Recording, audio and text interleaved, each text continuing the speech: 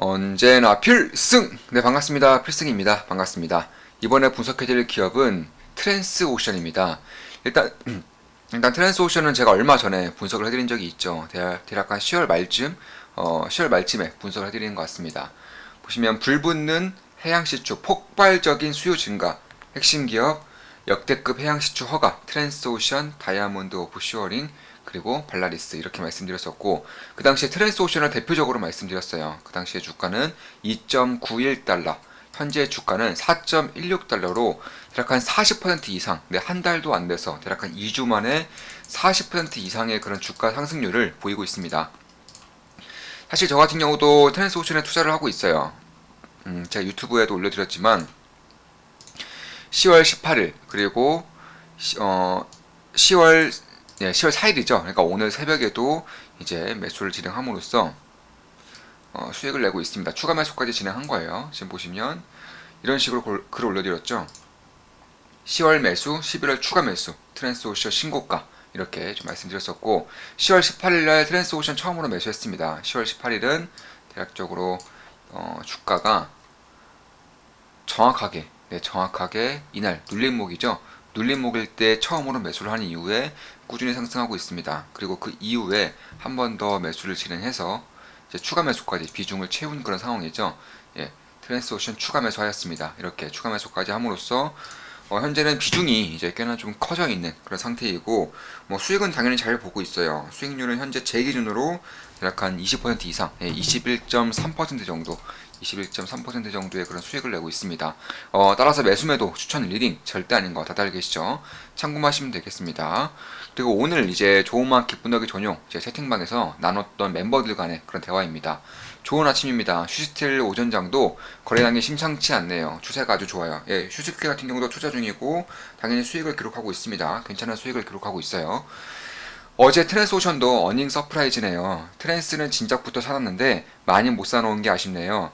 폭등하길래 깜짝 놀라고 말았는데 그런 이유가 있었군요. 한밤중까지 열정 대단하십니다.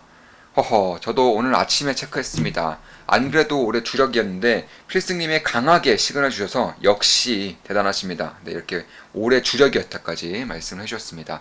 오늘 나눈 대화이고 지금 현재 기준으로 계좌 상태는 굉장히 좋아요. 사실 제가 계좌 상태가 좋다고 할 때마다 댓글이 달려요. 네.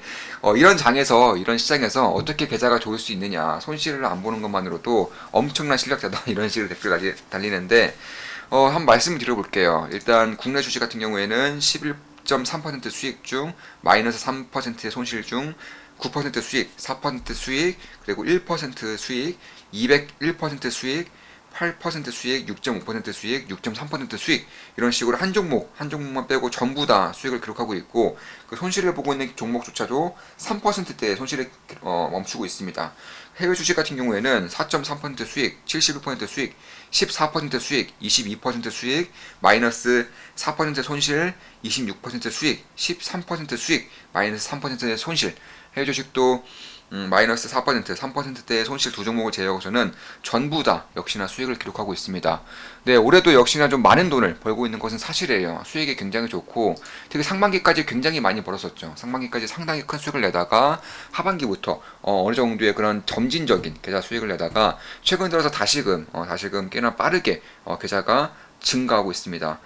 그럼 제가 트랜스오션에 대해서 저 역시나 수익을 기록하고 있고 그리고 단기적으로 40% 이상의 주가 상승률이 있었기 때문에 이제는 관심권에 좀 꺼야 되지 않느냐, 이제는 트랜스오션을 보면은 안 되지 않느냐 이렇게 의심이 들 수 있지만 저는 아니라고 보고 있어요. 일단 그 전에 트랜스오션에 대한 기본적 분석을 해드렸기 때문에 이번엔 트랜스오션에 가고자 하는 방향이라던가 혹은 사업의 정체성 혹은 매출의 증가 여부 이런 것들에 대해서 주로 말씀드려 볼게요. 일단 트랜스오션은 시추, 해양 시추 이제 그런 드레십, 특히 드레십에서 이용되는, 그러니까 심야 시추에 이용되는 그런 시추의 장비, 메이저 장비사라고 보시면 될 것 같고 최근에 턴어라운드가 좀 빠르게 진행되고 있는 것은 맞아요. 특히 심야 시추 같은 경우는 초기 비용이 상당히 많이 들기 때문에 사실 메이저 오일사 외에는 하기가 굉장히 어렵습니다. 따라서 트랜스오션 같은 경우도 이 시장에서 대표적인 기업인 만큼 BP라던가 쉐보론, 엑슨모빌, 쉘, 토탈 이런 기업들과 이제 협업을 진행하면서 계약을 따내고 있습니다. 사실 이 육상 시추보다, 그러니까 육상에 대한 그런 플랜트 건설보다는 해상 쪽에 요즘에는 이런 수주의 잔고량이 좀 빠르게 증가하고 있는 것은 맞아요. 왜냐하면 육상 쪽 같은 경우에는 이미 팔 때는 다 팔고요. 그리고 무엇보다 처음 시작하기가 너무 어려워요. 예를 들어서 바다와 땅이 있다고 하면은 이 땅은 이 조그만 땅에서도 주인이 한두 명이 아니에요. 국가, 뭐 개인, 기업, 기관 이런 식으로 주인이 너무 많기 때문에 사실 하기가 어렵습니다. 특히 이 땅을 가지고 있는 기업이 하지 않는 이상은 토지에 대한 그런 물론 중국과 혹은 뭐 북한 같은 공산당이면 모르겠지만 그것이 아니라면은 그리고 이 땅에 대한 그 이입을 가리는 데에도 상당히 좀 많은 시간과 비용이 소모된다고 하면 바다는 그렇지 않죠. 바다는 이제 허가를 통해서 진행되는 경우가 대부분이기 때문에 이런 부분에 대해서는 굉장히 좀 심플하다 이렇게 보시면 될 것 같고 특히나 이제 지금까지의 기술 개발과 에너지의 생산으로 인해서 육상 시추에 대해서는 거의 대부분에 대한 그런 메리트가 거의 끝나가고 있다. 저는 개인적으로는 그렇게 보고 있기 때문에 사실 해양 시추에 좀 주목하고 있는 것은 맞아요. 특히 해양 시추 중에서도 심해 시추에 조금 더 집중하고 있는데 그 이유에 대해서도 잠시 후에 좀 말씀을 드려볼게요. 좀 쉽게 말씀드려서 잭업 그러니까 인근 바다가 이렇게 있으면 이렇게 깊어지죠. 자 다시 이게 바다고 이게 땅이면 보통 이쪽에서 가까운 바다에서 하는 게 잭업 시추입니다. 그 이후에도 뭐 쭉쭉쭉 나가는데 뭐 반잠수식이라던가 조금 더 깊이 나가면은 드릴십 그러니까 아예 그냥 배예요. 배가 이제 해양시추까지 해나가는 드릴십까지 이어지는 곳인데 트랜스오션은 드릴십에 특화되어 있는 전 세계 1위의 그런 해양시추 기업이다 이렇게 보시면 될 것 같습니다. 제가 그 전에 이제 비교해서 말씀드렸던 기업 중에 하나가 바로 발라리스였죠. 뭐 발라리스도 마찬가지고 다이아몬드, 노블 다 마찬가지입니다. 트랜스오션을 제외하고서는 이쪽 장비사들 그러니까 해양시추에서 쓰이는 장비사들의 경우 전부 다가 트랜스오션을 빼고 전부 다가 이미 구조조정을 마쳤어요. 구조조정을 마쳤다는 것은 자 장점부터 말씀드릴게요. 부채 비율이 작습니다. 요즘 같은 금리가 빠르게 뛸 때에는 상당히 안정적인 요소로 작용할 수 있겠죠. 다만 트랜스오션은 구조조정을 하지 않았고 그러니까 파산 절차를 밟지 않았기 때문에 여전히 부채가 상당히 좀 많이 있다. 이런 것들은 좀 염두를 해둘 필요가 있습니다.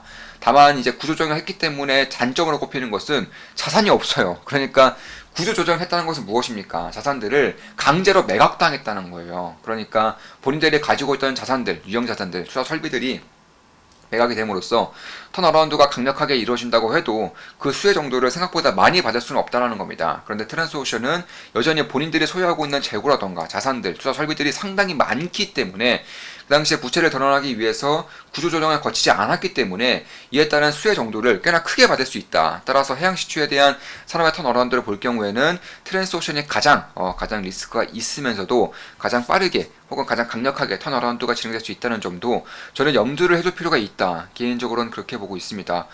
따라서 그런 것들을 봤을 때에는 저는 트랜스오션에 조금 더 리스크가 물론 있지만 금리가 상승되고 있는 구간인 것은 맞지만 그럼에도 보유 재고 자산이 가장 많고요. 특히나 최근에 수주 잔고가 이미 2019년도, 2017년도를 향해 나가고 있는 상황에서도 재고 자산이 아직도 많아요. 그러니까 여전히 굉장히 여유로운 그런 유효 설비를 가지고 있다. 이렇게 보시면 될 것 같습니다. 따라서 시장이 지금보다도 훨씬 더 좋아진다고 하더라도 트랜스오션이 가지고 있는 막대한 재고 자산들로 인해서 실적이 가장 크게 증가할 수 있는 기업 중에 하나다. 이렇게 개인적으로 생각을 하고 있다는 거죠.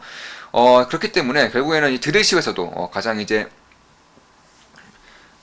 두각이 나타나고 있는 기업이고요. 사실 잭업 리그 같은 경우에는 드릴십에 비해서는 초기 비용은 적게 든다거나 혹은 초기 비용이라던가 시간에 대한 그런 절약을 할 수도 있지만 장기적으로 봤을 때 그러니까 이쪽에 나올 수 있는 그런 캐파들을 봤을 때에는 결국 해양 시추가 훨씬 더 좋은 그런 비용 친화적인 효율적이고 효과적인 면모를 보이기 때문에 만약에 이 산업이 진정으로 턴어라운드를 한다. 그러니까 미국과 유럽에서 보이고 있는 것처럼 해양 시추에 대한 허가를 가장 역대급으로 빠르게 허가를 해주고 있다는 것만 보더라도 이 시장의 턴어라운드를 보고 있다면 결국에는 선택할 수 있는 기업 중에 가장 메리트가 있는 기업은 트랜스오션이지 않을까 이렇게 보고 있는 것입니다. 물론 제 모든 영상은 매수 매도 추천 리딩 절대 아닌 거 다들 알고 계시죠? 참고하시면 되겠습니다. 이번에 실적도 상당히 잘 나왔어요. 어닝 서프라이즈가 나오면서 이런 식의 주가 상승도를 보였는데 아마 아직도 재고 자산이 많이 남아있다는 거 봤을 때에는 내년, 내후년, 3년 뒤까지 갈수록 실적이 매우 가파르게 오를 가능성도 배제해서는 안 되겠다 이렇게 보고 있습니다. 그리고 최근에 운임료 역시나 꽤나 빠르게 상승하고 있는 것은 물론이고 재고 자산이 남았음에도 불구하고 운임료가 상승한다는 것은 그만큼 수요자가 역대급으로 빠르게 몰리고 있다는 거예요. 대한민국의 조선사들처럼 재고 자산이 없기 때문에, 그러니까 도크가 없기 때문에 성과가 오르는 것과 도크가 있음에도 불구하고 성과가 빠르게 오르는 것은 그 시장의 환경 자체가 약간은 달라질 수 있다는 점도 염두를 해둘 필요가 있다. 개인적으로는 그렇게 보고 있습니다. 따라서 트랜스오션을 외에는 결국에는 공급이 극도로 제한되어 있는 것도 맞고요. 최근에 친환경에서 가장 대조를 보였던 국가들 중 하나인 뭐 노르웨이라던가 영국이라던가 이런 국가들에서도 해양 시추가 빠르게 허가되고 있다는 점은, 그리고 에너지의 자립이라던가 혹은 에너지의 패권 전쟁, 특히 미국과 중국 진영이 나뉘면서 그들만의 이제 블록화가 생성된다는 점을 봤을 때에는, 그리고 에너지라던가 식량 같은 경우는 자급자족이 반드시 필요한, 장기적으로 반드시 지만 이제 안정적인 국가 운영을 할 수 있는 그런 업종이 되기 때문에, 그 에너지 자립을 위해서는 해양 시추라던가 혹은 신재생 에너지, 특히 해상 풍력 이쪽으로의 진입이 필수 불가결해지고 있다. 개인적으로 그렇게 보고 있습니다. 저 역시나 유럽 관련해서 해상 풍력에 대한 핵심 기업을 하나 투자하고 있고요. 얼마 전에 추가 매수까지 진행하면서 상당히 좋은 그런 수익을 내고 있는 것도 맞습니다. 그래서 그런 것들을 봤을 때에는 결국 해상 쪽에 대한 에너지 증가 혹은 해상 쪽에 대한 에너지 설비 투자에 대한 관심도를 조금 더 가질 필요가 있지 않겠는가, 개인적으로는 그렇게 보고 있는 것입니다. 따라서 저는 역시나 트랜스오션에 투자하고 있고, 보시면 그리고 이날에 투자를 진행함으로써 괜찮은 수익을 기록하고 있는 것도 맞지만, 그럼에도 역시나 지켜봐야 된다는 것도 좀 말씀을 드리면서 방송 마치겠습니다. 물론 제 모든 영상은 매수매도 추천 리딩 절대 아닌 거 다들 계시죠? 참고하시면 되겠습니다. 자, 필승 구독은 돈이 됩니다. 필승 알림 설정도 돈이 됩니다. 좋은 기업 분석으로 찾아뵙겠습니다. 필승이었습니다. 필승!